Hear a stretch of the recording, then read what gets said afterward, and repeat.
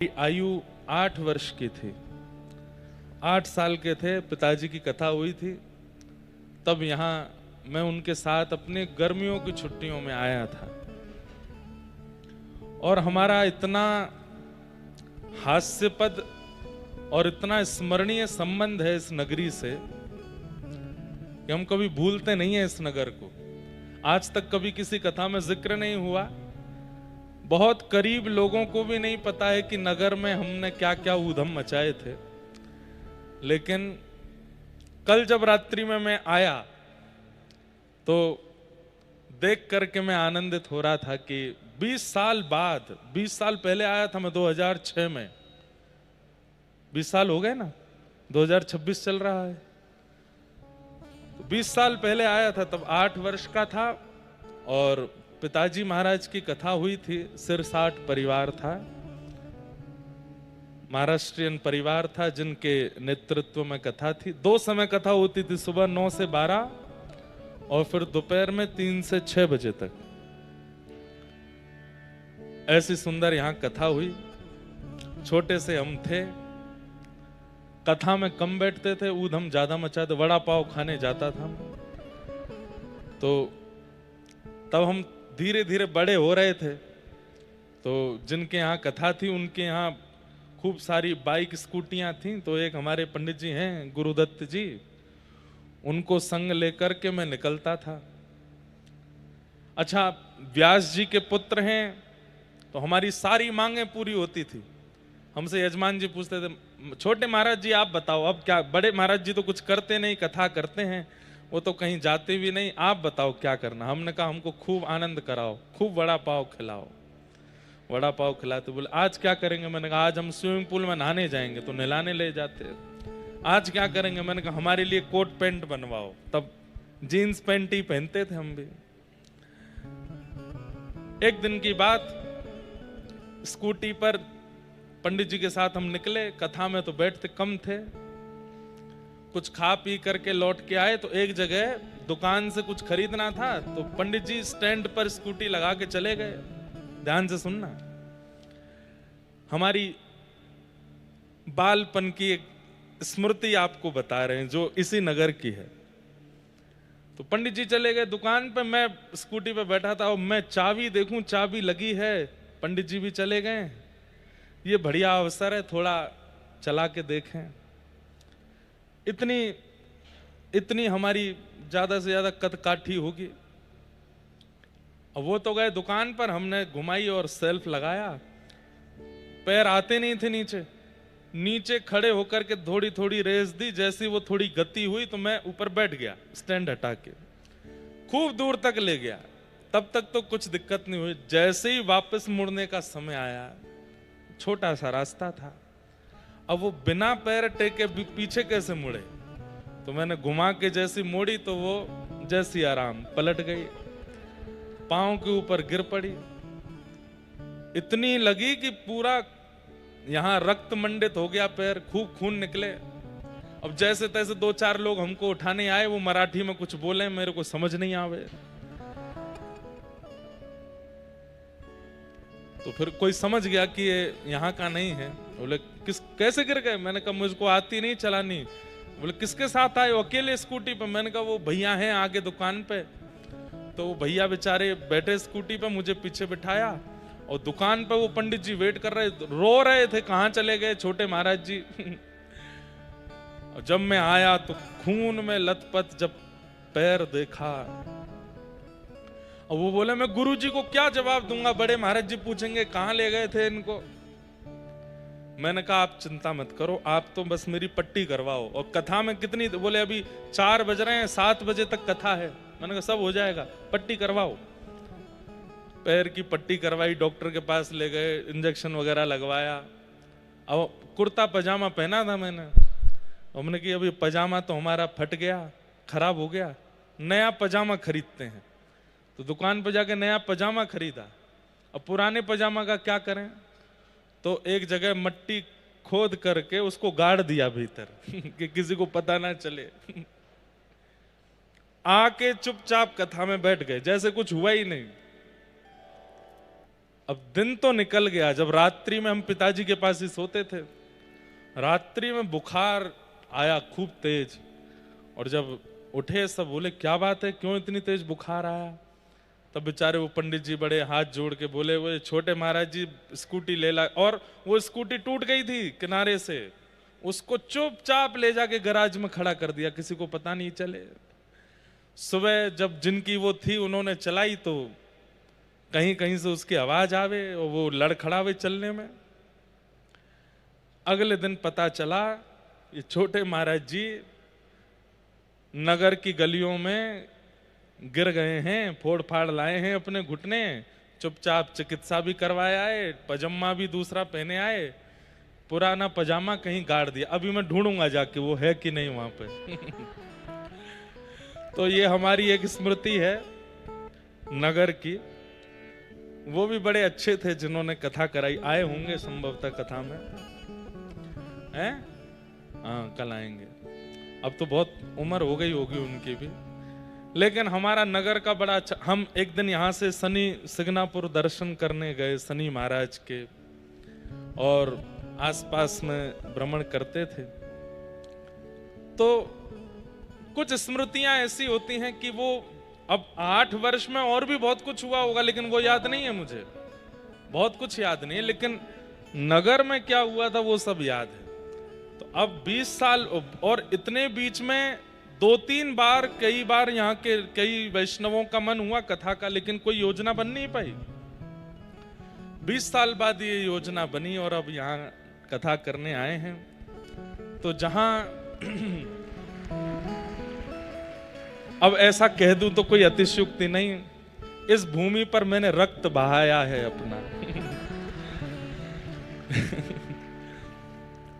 तो इस भूमि पर हमारे खून का ऋण है। तो बस इसलिए हमने सोचा कथा सुनाने चलते हैं। ये सब तो विनोद की बात है, बालपन की बात है, लेकिन पता नहीं क्यों मेरा महाराष्ट्र से एक अलग प्रेम है। चाहे कथा मुंबई में हो, चाहे नगर में है, नागपुर में है, और भी जगह जगह कथाएं होती हैं। महाराष्ट्र में कथा करने के लिए आने का एक अलग अलग चाव होता है। क्यों? भारतवर्ष में सब जगह अलग अलग प्रकार के लोग मिलते हैं। कहीं पर श्रद्धावान मिलते हैं, कहीं पर विश्वासवान मिलते हैं, कहीं पर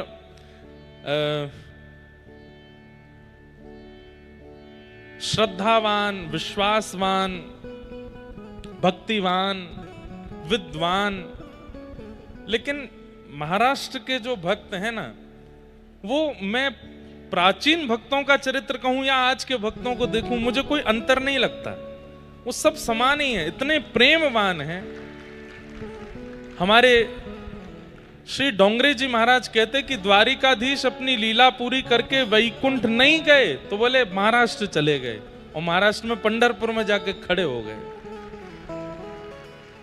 बोले वैकुंठ ठाकुर जी गए एक रूप से, लेकिन द्वारिकाधीश अपनी लीला पूरी करके पंढरपुर आ गए, और पुंडलीक को दर्शन देने के लिए चंद्रभागा तट पर आज भी खड़े हैं। क्यों?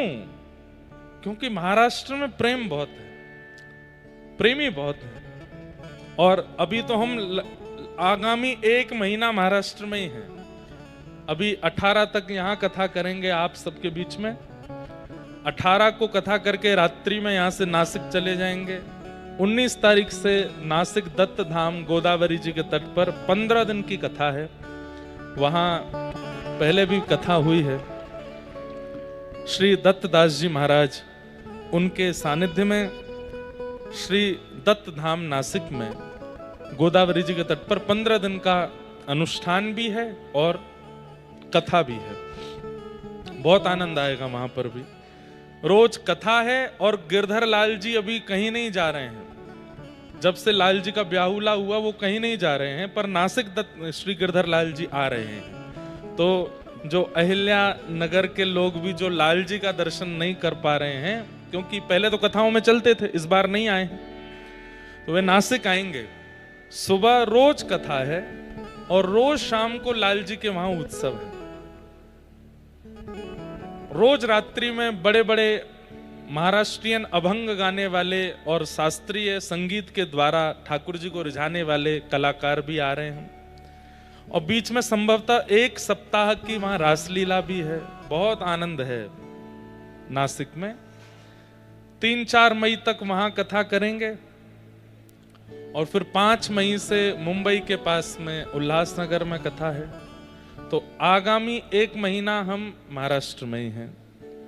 खूब आनंद दबा के पूरन पोली पाएंगे, मधुर मधुर कथा सुनाएंगे, ठाकुर जी के अभंग सुना करेंगे, अभंग सुनाया करेंगे। आज तो पहला ही दिन है और खूब आनंद करेंगे। आप लोग बस खूब प्रेम से पधारिएगा, खूब सुख मिलेगा। बस यही भाव है कि कैसे भी इन 1 महीनों में पंढरीनाथ भगवान कृपा करें। सारी कथाएं पंढरपुर से दूर दूर हैं, लेकिन ठाकुर जी कृपा करके कुछ ना कुछ अनुग्रह बनाएंगे। कथा में ही श्री पंढरीनाथ भगवान का अनुभव हो जाए, ऐसा भाव रखेंगे, ऐसा हम लोग प्रयास करेंगे। आज प्रथम दिन है। महात्म की कथा से हम लोग शुरू करेंगे। कल से प्रथम स्कंद से कथा होगी। आप लोगों को 3 बजे तक अपना स्थान ग्रहण करना है। 4, सवा 4 के बीच में हम आ जाया करेंगे, कथा सुनाएंगे नित्य। मिलने का क्रम एक दिन रखा जाएगा सुबह के सत्र में, 1 या 2 दिन, वो आपको हम बता देंगे। कई लोगों का भाव कई दिनों से दीक्षा का और भी कई भाव हैं। तो दीक्षा का क्रम गुरु शिष्य मिलन महोत्सव 1, 2, 3 मई को नासिक में होगा। तो नासिक यहाँ से दूर तो नहीं है, 2-3 घंटे का रास्ता है, वहां भी आप लोग आ सकते। और हम 7 दिन में एक ऐसा कंफर्मेशन करके ही जाएंगे, कथा ऐसी सुना के जाएंगे कि अहिल्या नगर वाले 18 के बाद कथा के बिना रह ना पाए, उनको आना ही पड़े, वे नासिक पहुंचे ही जाएं। ऐसा हम भाव ठाकुर जी से करके जाएंगे। तो तुम्हा सर्वाना नमस्कार, तुम्हा सर्वाना जय श्री कृष्ण। आप सबको प्रणाम, जय श्री कृष्ण करते हुए आइए आज प्रथम दिन की कथा में प्रवेश करते हैं। सच्चिदानंद रूपाय विश्वोत्पत्त्यादि हेतवे तापत्रय विनाशाय श्री कृष्णाय वयं नमः। सच्चिदानंद रूपाय, भगवान के 3 रूप, 3 गुण और 3 कर्म इस विषय में बताए गए। बहुत ध्यान से सुनिएगा। 3 रूप हैं, सत्य, चैतन्य और आनंद। सबसे पहला ठाकुर जी का सत्य स्वरूप है। चाहे वो पंढरपुर के पंढरीनाथ हों, द्वारिका के द्वारिकानाथ हों, गोवर्धन के श्रीनाथ हों, जगन्नाथपुरी के जगन्नाथ हों, उनके स्वरूप अनेक हो सकते हैं, लेकिन समस्त विविध स्वरूपों में रूप सत्य ही है। ठाकुर जी सत्य स्वरूप हैं,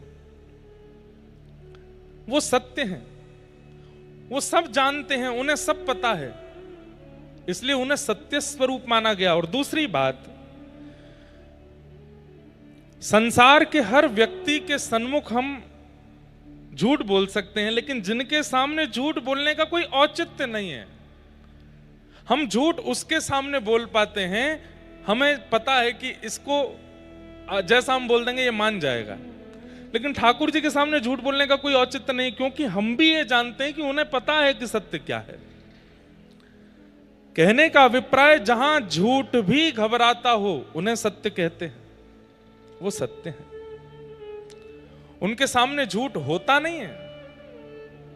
और एक और बात कह दूं तो इसमें कोई अतिशयोक्ति नहीं, झूठ उसके सामने बुल जाता है जो असत्य है। पत्नी से झूठ बोल सकते हैं, पति से झूठ बोल सकते हैं, माता पिता से झूठ बोल सकते हैं, मित्र से झूठ बोल सकते हैं, बच्चों से झूठ बोल सकते हैं, अपनों से झूठ बोल सकते हैं। क्यों? उनसे झूठ बोला जा सकता है जो मायावी हैं, जो संसार के मिथ्याजन्य हैं। लेकिन ठाकुर जी सत्य हैं, इसलिए उनके सामने झूठ बोला नहीं जाता है। व्यक्ति जैसा है वैसा अपने आप को स्वीकार कर लेता है ठाकुर जी के आगे। तुम जानत सब अंतर्यामी, करनी कछु ना करी, मोरी राखो लाज हरी। तो कहने का अभिप्राय, झूठ वहां प्रकट होता है जहां सामने वाली वस्तु भी झूठी है, लेकिन जहां सामने खड़े हुए ठाकुर जी झूठ है ही नहीं, परम सत्य, वहां झूठ नहीं बोल पाते हम। दुनिया ने आपसे पूछा कि आप इतने बड़े आदमी कैसे बन गए, या आप इतने सुंदर कैसे हो गए, या ये चीज आपको कैसे मिल गई, ये बात आपकी कैसे हो गई, ये कैसे हो गया, तो आप उसमें 4 बातें झूठ मिला करके बोल सकते हो, क्योंकि सामने पूछने वाला व्यक्ति भी मिथ्या है, झूठा है। लेकिन जब आप पंढरीनाथ के सामने जाओगे, जब आप गणेश जी के सामने जाओगे, जब आप अपने इष्ट के सामने जाओगे, वहां यथार्थ ही बोलोगे, वहां झूठ नहीं बोला जा सकता। क्यों? क्योंकि वो सत्य है, वो सब जानता है, वो व्यापक है। और एक और बात, झूठ उसके सामने बोला जाता है जिसकी व्यापकता सीमित है। व्यापकता समझते हैं? मैं इस वक्त अहिल्यानगर में हूं, अब कोई नासिक में मेरे से मिलना चाहे तो नहीं मिल पाऊंगा, क्योंकि मैं केवल अहिल्यानगर में ही हूं और कहीं नहीं हूं। लेकिन ठाकुर जी से नासिक में भी मिला जा सकता है, अहिल्यानगर में भी, दिल्ली में भी, जम्मू कश्मीर में भी, अमेरिका में भी, न्यूजीलैंड में भी, ऑस्ट्रेलिया में भी, कहीं भी, क्योंकि वो सर्वव्यापक है, सब जगह एक ही समय पर हर स्थिति में सब जगह व्याप्त है। तो व्यापक से झूठ नहीं बोला जाता, जिसकी व्यापकता नहीं है उसके सामने झूठ बोला जाता है। मेरी, आपकी, हम सबकी व्यापकता नहीं है, इसलिए हम झूठे हैं। हमारे सामने कोई भी झूठ बोल देता है, लेकिन ठाकुर जी व्यापक हैं, सर्वत्र हैं, इसलिए उनके सामने असत्य टिकता नहीं है, इसलिए वो कौन है? सत्य है, सत्य। अब देखो, वृंदावन अहिल्यानगर से 1200-1300 किलोमीटर होगा, लेकिन वृंदावन की चर्चा यदि 1 घंटे में करने लग जाऊं, यमुना जी के बारे में, रज के बारे में, गोवर्धन के बारे में, राधा वल्लभ, राधा रमण, राधा श्याम सुंदर, बांके बिहारी, सबके बारे में चर्चा करने लगूं, 1 घंटे में दावे से कहता हूं आप ये भूल जाओगे कि आप अहिल्यानगर में हो। ऐसा लगेगा वृंदावन यहीं आ गया है, यही वृंदावन है। क्यों? ताली बाद में बजाना, पहले सुनो। क्यों? क्योंकि वृंदावन व्यापक है, वृंदावन अस्थिर नहीं है, वृंदावन व्यापक है, कृष्ण का स्वरूप है, इसलिए उसकी व्यापकता होने के नाते वो कहीं भी प्रकट हो सकता है, कहीं भी उसका प्रादुर्भाव हो सकता है। तो जिसकी व्यापकता है, जिसकी व्यापकता है, उसके सामने सत्य बोला जाता है, और जो व्यापक नहीं है उसके सामने असत्य बोल दिया जाता है, निकल आता है मुख से। मैं, आप, हम सब और संसार का हर वस्तु ये व्यापक नहीं है, इसलिए इनके सामने हर वस्तु असत्य ही है। लेकिन ठाकुर जी व्यापक है, ठाकुर जी का धाम व्यापक। अब देखो एक और बात, ये तो रही अहिल्यानगर की बात। अमेरिका में कथा हो रही है और वहां भी वृंदावन की चर्चा होने लगे तो अमेरिका में भी वृंदावन प्रकट हो जाएगा एक क्षण के लिए। लेकिन वृंदावन में अमेरिका की चर्चा हो तो अमेरिका प्रकट नहीं होगा, लंदन प्रकट नहीं होगा, लेकिन वृंदावन कहीं भी प्रकट हो सकता है।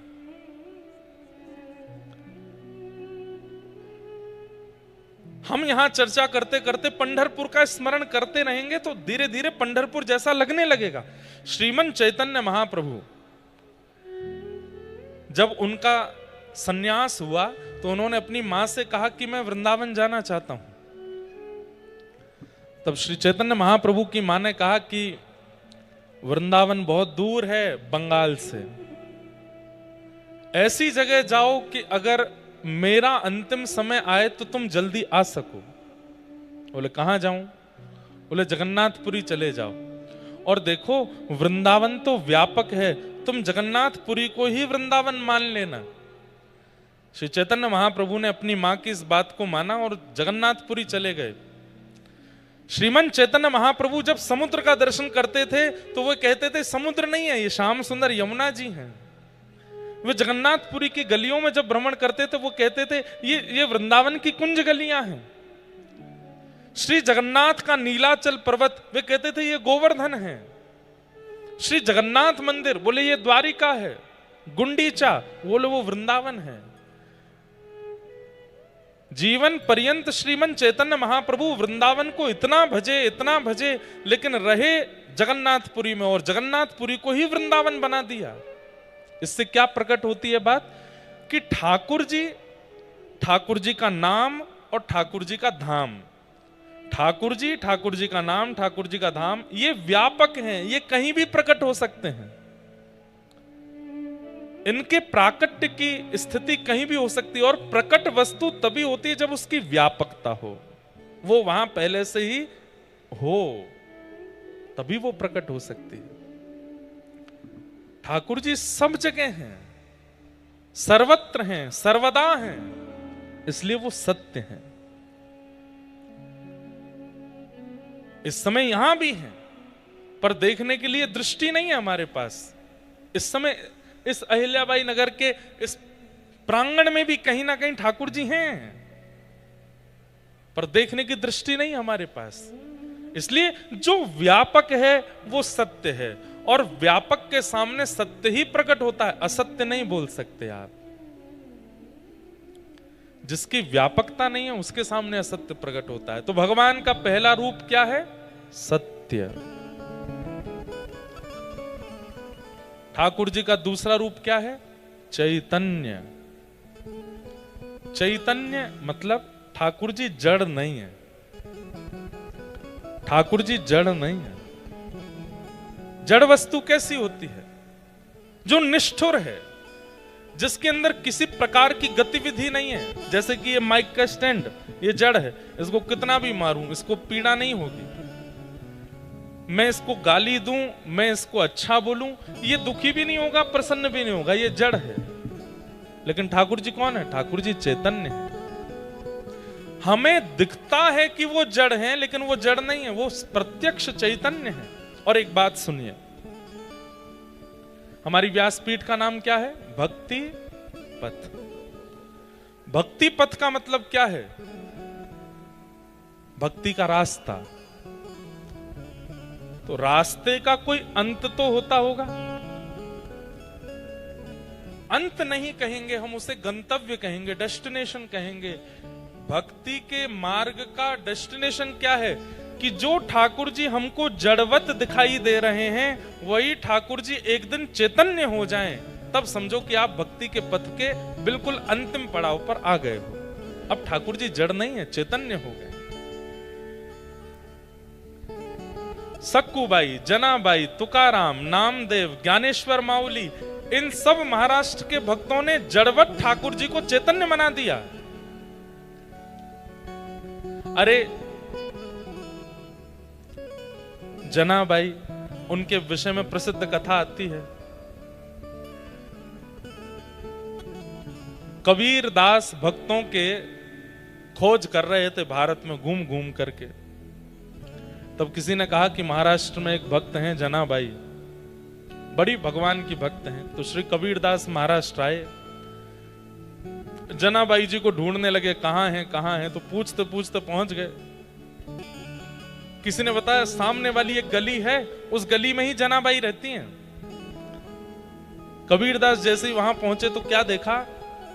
पूरा इलाका इकट्ठा हुआ है और दो माताएं आपस में लड़ रही हैं, झगड़ रही हैं, बुरी तरह एक दूसरे को सुना रही हैं।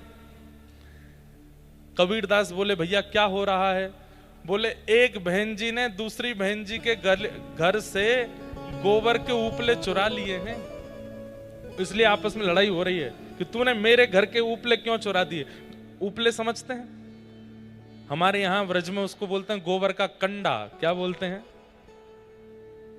गोबर को ऐसे थाप के घरों में लगा देते हैं, धूप में सेकने के लिए रख देते हैं। बोले आपस में इसलिए लड़ रही हैं कि एक कह रही है कि तूने मेरे घर से गोबर के उपले चुरा लिए हैं। तो कबीरदास जोर से हंसने लगे, बोले भाई उपले की क्या रकम होती है, गोबर के कंडे की कोई रकम नहीं होती, कोई उठा भी ले जाए तो उस पर इतना विवाद तो नहीं करना चाहिए। कौन है ये लोग? बोले एक तो वो है फलाना नाम बता, और दूसरे बोले ये परम भक्ता जनाबाई है। कबीरदास बोले ये जनाबाई है? बोला हाँ। बोले मैं तो इनके दर्शन करने उत्तर भारत से आया हूं, ये सोचकर कि परम भक्त हैं, पर ऐसी परम भक्त जो गोबर के कंडे के लिए लड़ाई कर रही है, ये जनाबाई है। कबीरदास बोले पूरी मेहनत मेरी खराब हो गई, मुझे नहीं आना चाहिए था। अरे इतने विवादित भक्त से थोड़ी मिलना था मुझे। भक्तों का स्वरूप तो ऐसा होता है, वो शांत होते हैं, सौम्य होते हैं, प्रसन्न रहते हैं, आनंद में रहते हैं। लेकिन फिर भी कबीरदास जी ने कहा इतनी दूर आए हैं तो इनकी भक्ति ढूंढ के तो जाएं, इनमें भक्ति है कैसी। तो श्री कबीरदास जी जनाबाई के पास जाके बोले भाई अरे कितने कंडे चुरा लिए उसने आपके? बोले मेरे कम से कम 5 कंडे इसने चुरा लिए हैं। बोले कंडों में कैसे पता चलेगा कि आपका कौन सा है, इसका कौन सा? और कंडे की तो बात है, मैं थाप देता हूं, कल तक आपका मिल जाएगा। जनाबाई बोली नहीं नहीं नहीं, मुझे किसी और के हाथ के थपे हुए नहीं चाहिए और इसके 5 भी नहीं चाहिए, मेरे वाले ही चाहिए। कबीरदास बोले आपके वालों की पहचान है कोई? बोले हाँ। आप कंडों कान से लगा करके देखो, जिनसे कोई आवाज ना आवे वो इसके हैं, और जिनसे विट्ठल विट्ठल विट्ठल विट्ठल आवाज आवे वो मेरे हैं। कबीरदास बोले असंभव, ऐसा हो ही नहीं सकता। कबीरदास गए और जाकर के कंडों को कान से लगाने लगे। 2-4 कंडे उठाए, उनमें से कोई स्वर नहीं आया। तभी जनाबाई के हाथ के स्पर्श का कंडा मिला। जैसे ही कान से लगाया, उसमें से स्वर की ध्वनियों में निकल रहा था विट्ठल विट्ठल विट्ठल विट्ठल। कबीरदास तुरंत दंडवत हो गए जनाबाई के चरणों में, मान गया। अरे कोई भक्त किसी प्राणी के ऊपर हाथ रख दे तो उसमें भक्ति आ जाती है। कोई भक्त, हमने सुना है श्री ज्ञानेश्वर माउली, उनकी बहन, उनके भाई ज्ञानेश्वर माउली इतने पराक्रमी हुए, वे किसी जानवर पर भी हाथ रख देते थे। हमने तो सुना है कि उन्होंने एक खड़ी दीवार पर हाथ रख दिया तो वो आकाश में उड़ने लगी थी। जीव पर हाथ रख के भक्ति का वरदान मिल सकता है, मानव पर हाथ रख के उसमें भक्ति प्रकट हो सकती है, लेकिन निर्जीव जिसमें प्राण नहीं है, ऐसे गोबर के उपले हाथ से स्पर्श करके विट्ठल विट्ठल गाने लगते हैं। ये निर्जीव को जब विट्ठल गवा सकती हैं, हम प्राणियों पर अगर हाथ रख देंगे तो हमारी स्थिति क्या होगी? ऐसी जनाबाई। समझ में आई बात? जहां भक्त के स्पर्श करने से गोबर का कंडा विट्ठल बोल सकता है, वो परमात्मा, उस भक्त के हृदय में विराजमान होने वाले परमात्मा जड़ कैसे हो सकते हैं? वो तो चैतन्य है। ठाकुर जी जड़ नहीं है, चैतन्य है।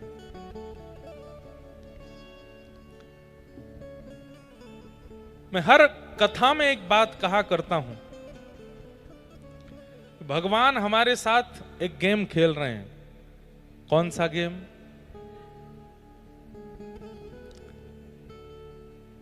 विष अमृत।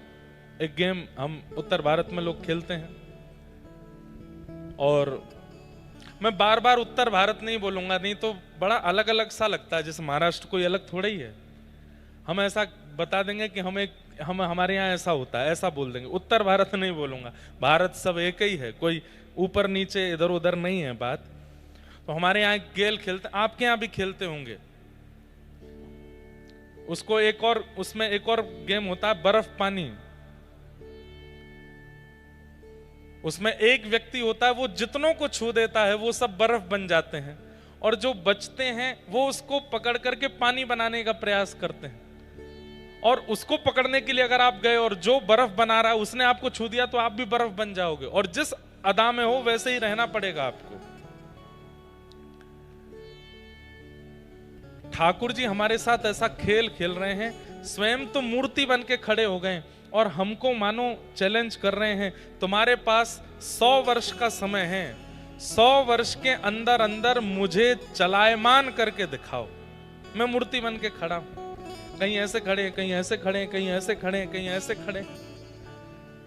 हम भक्ति के प्रभाव से, हम नाम के प्रभाव से, हम गुरु कृपा से, अगर इन ग्रंथों की कृपा से ठाकुर जी को चलायमान कर देते हैं तो हमारी विजय हो जाती है। और वो चलायमान होने को तैयार हैं पर हम कर नहीं पाते।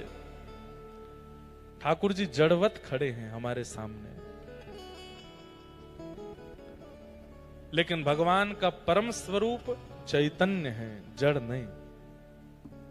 एक बार एक भक्त था, लड्डू गोपाल जी की सेवा करता था, पर उसके जीवन में इतना कष्ट था, इतना दुख था कि वो रोज लड्डू गोपाल जी से प्रार्थना करना था, मेरे जीवन में सुख आ जाए, मेरे जीवन में सुख आ जाए। 10 वर्ष निकल गए लेकिन उसके जीवन में सुख नहीं आया।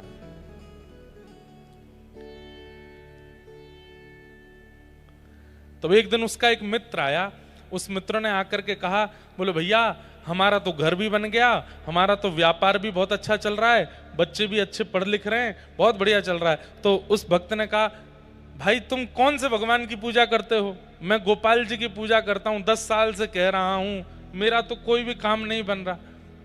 उस भक्त ने कह दिया, मैं तो शंकर जी की आराधना करता हूं, शिव आराधन करता हूं, और सुनो हम तुमको एक राय दें। बोले क्या? ये गोपाल जी की सेवा थोड़ी तुम कम करो, शंकर जी की आराधना करो, शिव भक्त, शिव जी जल्दी प्रसन्न होते हैं। और मेरा आपका, हम सब संसारी लोगों का स्वभाव ऐसा ही है, जहां की तरफ हमको लगता है कि पडला भारी है हम वहीं की तरफ झुक जाते हैं। एक क्षण लगता है हमको छोड़ने में, अविश्वास बहुत जल्दी आता है हमारे मन में।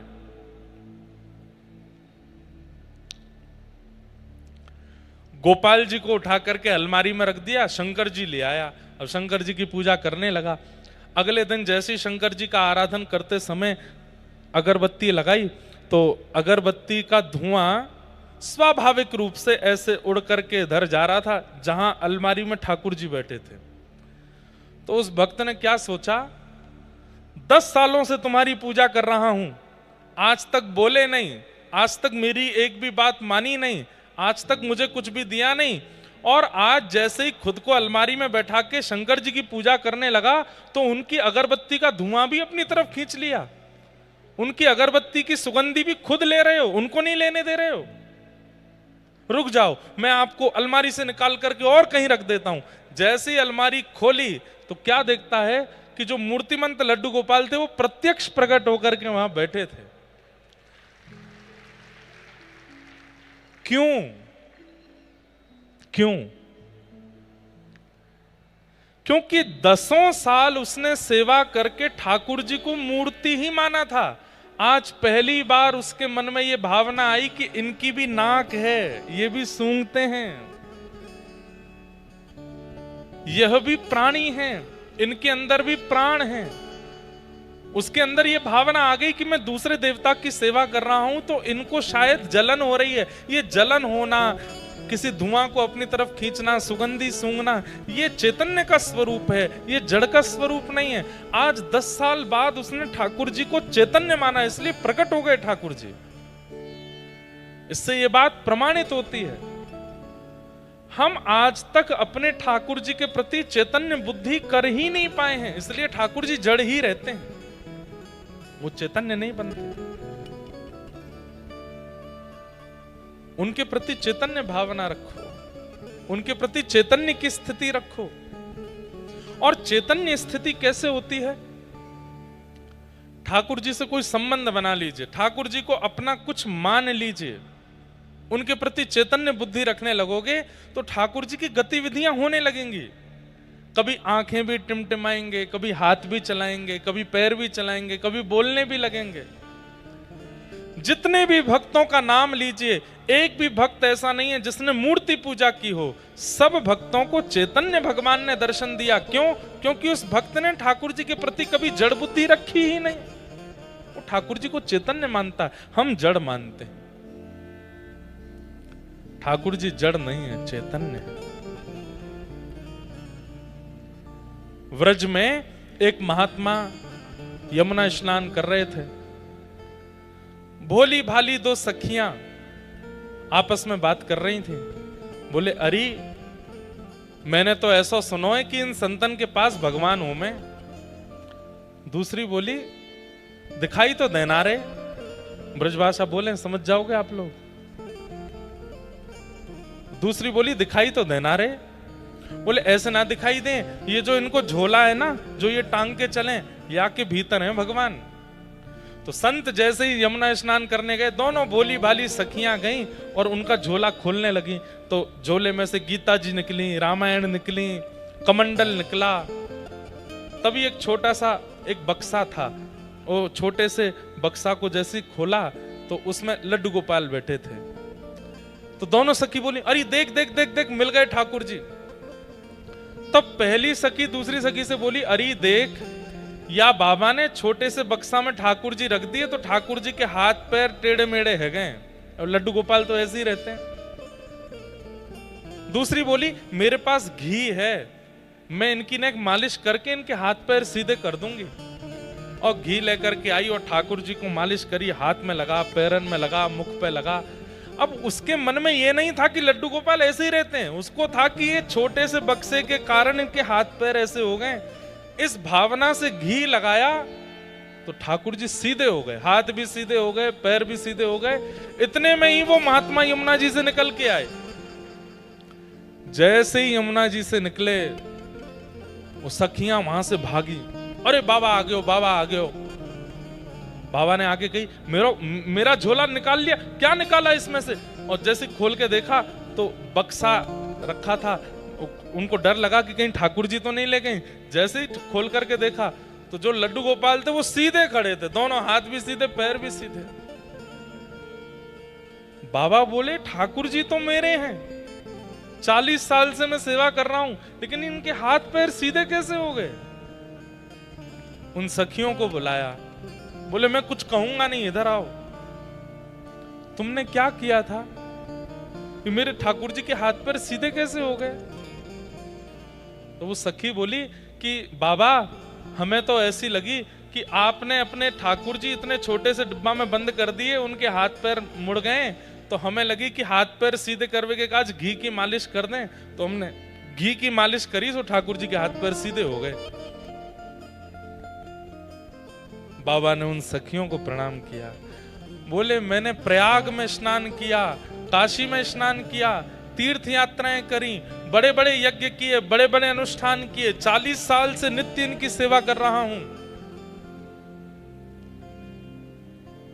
सब कुछ प्रस्तुत कर दिया ठाकुर जी की सेवा में, लेकिन जिससे ठाकुर जी प्रसन्न होते हैं, चैतन्य भाव, वो हृदय में नहीं ला पाया। इसलिए आज तक ठाकुर जी मेरे सीधे नहीं हुए। लेकिन आज तुम लोगों की भावना से मुझे पता चल गया कि ठाकुर जी के प्रति चैतन्य बुद्धि रखनी चाहिए। हमारे गिरधर लाल जी इतने से हैं, लेकिन उनके प्रति कभी आज तक जड़ बुद्धि नहीं आई, चैतन्य बुद्धि। और चैतन्य बुद्धि कैसे? अहिल्यानगर में कथा है, ठाकुर जी को पर्ची डाल के पूछेंगे, आप चलोगे? जो पर्ची ठाकुर जी के पैरों के पास जाती है, समझते हैं यही उत्तर है। खोल के देखते हैं, ठाकुर जी कहते हैं नहीं, मतलब नहीं जाना। अभी कुछ दिन पहले मैं साउथ अफ्रीका गया था, वहां मेरा ले जाने का मन नहीं था। मैंने कहा वहां लोग गौ मांस खाते हैं, फ्लाइट इतनी लंबी होगी, व्यवस्थाएं इतनी होती नहीं है, ठाकुर जी को घर ही छोड़ जाते हैं। पर मन में आया कि एक बार पर्ची डाल के पूछ लेता हूं। पर्ची जब डाली ठाकुर जी को, तो एक आश्चर्य हुआ। मैंने पंडित जी एक थे, उनसे बोला, मैंने कहा 2 पर्ची बनाओ, एक में लिखना साउथ अफ्रीका जाना है और दूसरे में लिखना साउथ अफ्रीका नहीं जाना है, 2 पर्ची बनाओ। तो पंडित जी ने पर्ची बनाई, 2 पर्ची बना करके मुझे बोले डाल दो महाराज जी। तो जैसे ही मैंने डाली, तो उठाई तो उसमें लिखा था साउथ अफ्रीका जाना है। मैंने कहा ठाकुर जी तो आज्ञा कर रहे हैं जाना है। तो मैंने कहा दूसरी पर्ची भी ऐसी, बस दूसरी पर्ची उठाई, उसको खोल के देखा, दोनों पर्चियों में यही लिखा था साउथ अफ्रीका जाना है, नहीं लिखा ही नहीं था इसमें।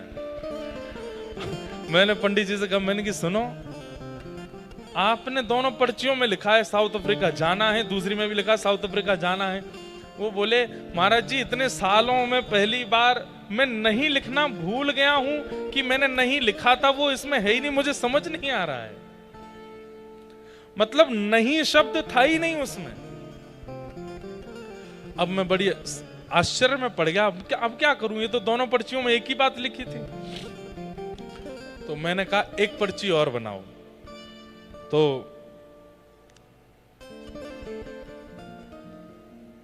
हमारे एक सखा बोले कि ठाकुर जी की जाने की इच्छा है, इसीलिए दोनों पर्चियों में जाना है लिखा आया है, आप दोबारा क्यों पूछ रहे हो?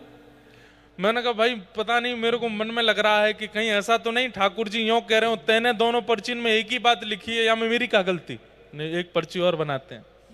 तो एक में स्पष्ट लिखा है साउथ अफ्रीका जाना है और साउथ अफ्रीका नहीं जाना। अब मैं पर्ची डालने में घबरा रहा था, क्योंकि ठाकुर जी का एक स्वभाव है, एक बार बोलते हैं ठाकुर जी, दो बार नहीं बोलते। अगर आप दूसरी बार पूछने जाओगे तो ठाकुर जी जबरदस्ती वो बोलेंगे जो आप सुनना नहीं चाहते। इसलिए एक ही आज्ञा माननी है। तो मैंने पहले लाल जी के चरणों में प्रणाम किया, खूब कान पकड़े। मैंने कहा देखो आप गुस्सा मत होना, और गुस्सा होकर के वो मत बोलना जो मैं नहीं सुनना चाहता। मेरी भूल से दोनों, हाँ लाली अभी लेता हूं बैठो। मैंने कहा मेरी भूल से दोनों पर्चियों में जाना है लिखा गया है, एक लास्ट बार बता दो जाना है कि नहीं जाना। और जब पर्ची डाली तो जो चरणों के पास गई, उठाई तो उसमें लिखा था साउथ अफ्रीका जाना है। अब चाहे उसमें 12 घंटे की फ्लाइट हो, 4 घंटे का कहीं ले ओवर हो, कोई खाने को नहीं मिले, पीने की व्यवस्था नहीं, लेकिन ठाकुर जी को जाना है तो जाना है। वो गए वो, और जहां नहीं जाना वहीं नहीं जाना। इसका मतलब क्या है? वो चैतन्य है, उनके प्रति चैतन्य भाव। कितनी लीलाएं हमारे लाल जी करते हैं, ऐसी बहुत लीलाएं हैं जो मैं बता भी नहीं सकता मंच से। एक बार पहले जब शुरुआत में सेवा करनी प्रारंभ की तो घर में नौका विहार कर रहा था, तो जब ठाकुर जी को नौका में बिठाया तो मेरे मन में ऐसी भावना हुई कि ठाकुर जी का नौका में बैठने का मन नहीं है, पानी में कूदने का मन है। लेकिन घर के सब बड़े लोग, कुछ गुरुजन भी थे, मैंने कहा अच्छा नहीं लगता, ठाकुर जी को नौका विहार कराओ। थोड़ी देर नौका विहार करते रहे। अचानक से, ये बात पहली बार बता रहा हूं मैं कथा में, कोरोना का टाइम था, एक भैया सामने बैठे, एक छोटा सा, हमने जो छोटे बच्चों का टब होता है ना, उसमें पानी भर के नौका विहार कर रहे थे। मैं यहां से नौका चलाऊं, धीमे धीमे वो पकड़े, फिर वो वहां से चलाएं। मैंने धीमे धीमे ऐसे लाल जी से कहा, मैंने कहा लाल जी मेरे मन में तो आ रहा है कि आप कूदना चाहते हो, पर मैं नहीं कूदाऊंगा। आपका मन है तो अपने आप कूद जाओ। और आप सत्य मानिए, मैं, अब आप ये भी कह सकते हैं कि आपने नाव छोड़ी ऐसी होगी कि वो पलट गई होगी। मैंने नहीं छोड़ी थी, सामने से आ रही थी, उसी समय मैं सोच रहा था आपका स्नान का अगर मन है तो खुद कूद जाइए। और उन्होंने जैसे ही नाव चलाई, बिल्कुल सीधी आ रही थी, और अचानक से एक तरफ मुड़ी और श्री गिरधर लाल जी तुरंत नाव में। जैसे ही जल में गोता खाया, मैं दौड़ के, मैं लाल जी गिर गए, लाल जी गिर गए। सब बोले हो क्या हो गया, ठाकुर जी गुस्सा है ना। मैं मनी मन खुश हूं, मैंने, मुझे पता है ना क्या हुआ, इनका डुबकी मारने का मन था इसीलिए कूदे हैं। ऐसे सब भावनाएं कब प्रकट होती हैं? जब आप अपने ठाकुर को मार्बल का, धातु का, अष्ट धातु का, सोने का, चांदी का नहीं मानते, उनको चैतन्य मानते हो। वो चैतन्य है, वो चैतन्य है। उनके प्रति चैतन्य बुद्धि रखो। भगवान का दूसरा स्वरूप है चैतन्य। हमारे एक शिष्य बैठे हैं अभी यहां पंडाल में, उनका नाम नहीं बोलूंगा,